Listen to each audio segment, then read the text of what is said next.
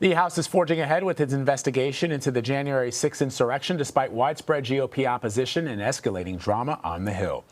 The House Select Committee will hold its first hearing Tuesday. Several Capitol police officers who responded to the deadly attack are set to testify before lawmakers, where they will likely face questions on security tactics and failures from that day. This all comes after Minority Leader Kevin McCarthy pulled all 5 of his Republican nominees from the committee following House Speaker Nancy Pelosi's decision to reject 2 of them. She defended her choice during a news conference yesterday, arguing keeping them on the panel would have been, quote, ridiculous. We're there to seek the truth. We're there to get the truth, not to get Trump. TRU, truth. Trump. That seems to be what the other side is obsessed with. So as the legislation allows, I did not accept 2 of the 5 people were appointed. They have made statements and taken actions that I think would impact the integrity of the committee. For more on this, let's bring in CBS News political contributor Molly Hooper. She's also the host of the Article 1 podcast. Molly, great to see you. It's been a minute. Great. It has been a minute. Yeah. So what can we expect from Tuesday's hearing? Who exactly will be testifying and what's going to be the main focus? Well, as you stated in the intro, Vlad, there aren't going to be Republicans that were appointed by Minority Leader Kevin McCarthy appearing on that dais along with the Democrats. So from the get-go, Republicans are kind of looking at this as a one-sided, biased investigation, if you will. And whether that's true or not, because Speaker Pelosi did appoint Lynn Cheney to be on the committee. That is one Republican. Again, it's more a matter of each party having the ability to appoint their own members. And so moving forward, we'll see how this plays out, given that Speaker Pelosi has indicated she is considering adding 1 or 2 Republicans, 1 or 2 appointees to that committee to make it more bipartisan. But again, moving forward, how this investigation will be viewed is unclear. You can look back to a few years ago when the Republicans were in control of the House, and they created a select committee to investigate the attacks in Benghazi. And at that time, all Democrats, that were appointed were accepted, and they did appear and participate. But again, the findings seem to be one-sided. But moving forward in terms of what we're going to expect on Tuesday, we will hear from a number of we will hear from a number of policemen and first responders who responded to that attack so quickly.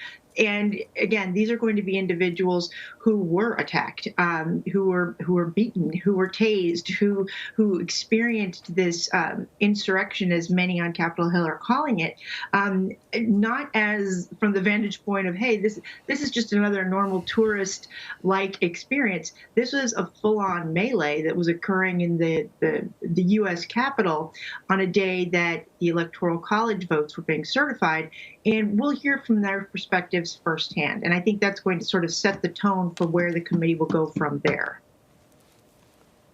So, mentioning Congresswoman Liz Cheney, now the only Republican, at least currently, on this committee, she actually sort of spoke about this, how things have escalated quite quickly. And I want to play a little bit of what she had to say.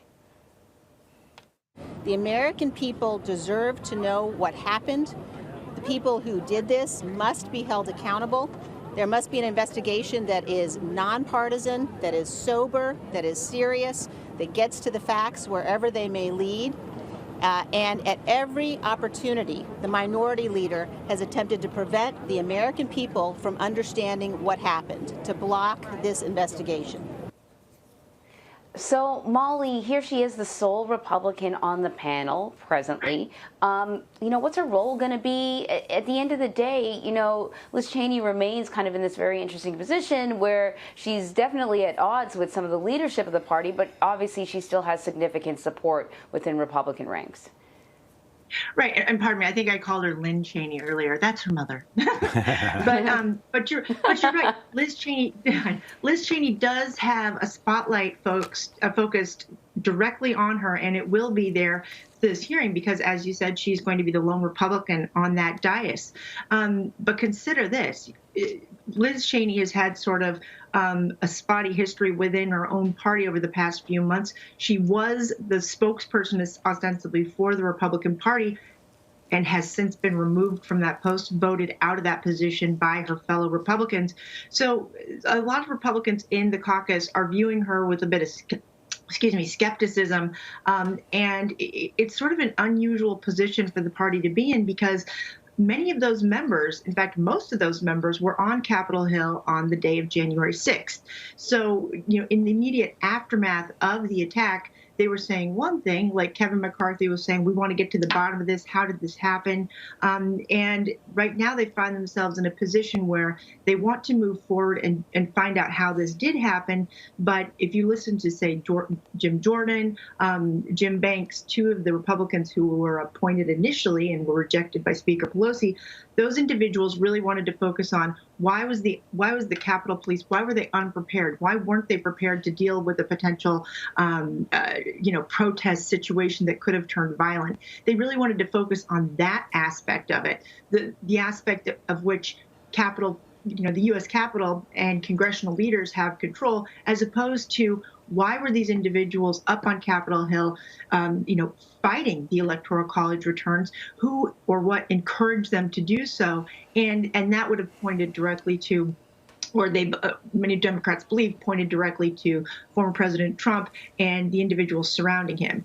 And so at this point, Liz Cheney is beefing up her own staff, because as a select committee, the various individuals, the various members on the committee will have staff directly responsible for for investigating this matter. And I've heard names floated like Denver Riggleman, a former Republican congressman who has been involved in highlighting and investigating online extremism. He may serve as a staff person for Liz Cheney. She has not made that announcement yet, but there's been a lot of hinting going on up on Capitol Hill, but she can expect to have a spotlight focused directly on her. And as she has been doing since being removed from her position as the spokesperson for the GOP conference, she's been doing a lot of fundraising, because there's a number of Republicans in the party, not necessarily on Capitol Hill, but in the national party, who are not happy with the direction of the party and its backing of former President Donald Trump. So this is going to be an interesting time to see what happens to the party and how it either fractures or comes together. And there's a big question mark at this point. So, Molly, maybe you mentioned this and I missed it, but can Nancy Pelosi appoint other Republicans to this committee? Could she, for example, pick Adam Kinzinger, for example, who has been very vocal about the insurrection, not to the liking of Kevin McCarthy and other Republicans? Yes, she can. And in fact, if you look at the way that this House resolution was written and accepted or voted on, the Speaker has the sole authority to essentially okay or deny membership on the panel. So she said that she would appoint 7 members, Republicans technically at 6. And she moved forward. Republicans technically had 6, and she used one of those members for Liz Cheney.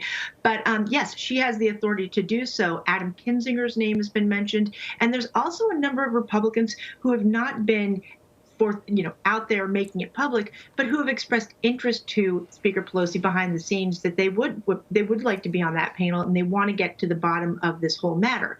Now, if you think about it, several months ago, the House passed a resolution that would have created an independent commission. Think about this: independent commission. No Republican or Democratic lawmakers or individuals holding office would have sat on that. It would have been composed of an equal number of Republican, Democratic non-office holders, but the Senate filibustered that measure. So now we're at a point where, and that measure had the support of 35 House Republicans. So if you look at that pool of members who voted for the independent commission, there are a number of Republicans who may be interested, but are not necessarily being vocal about that, who would be interested in joining the panel and serving as a Republican on that committee, on the House committee. It's going to be interesting. Republicans say they will form their own committee, so there, and do their own investigation. We'll see what happens with that. That's right. Molly, it's crazy with committees there. Molly, thank you very much. Crazy with committees. Thank you.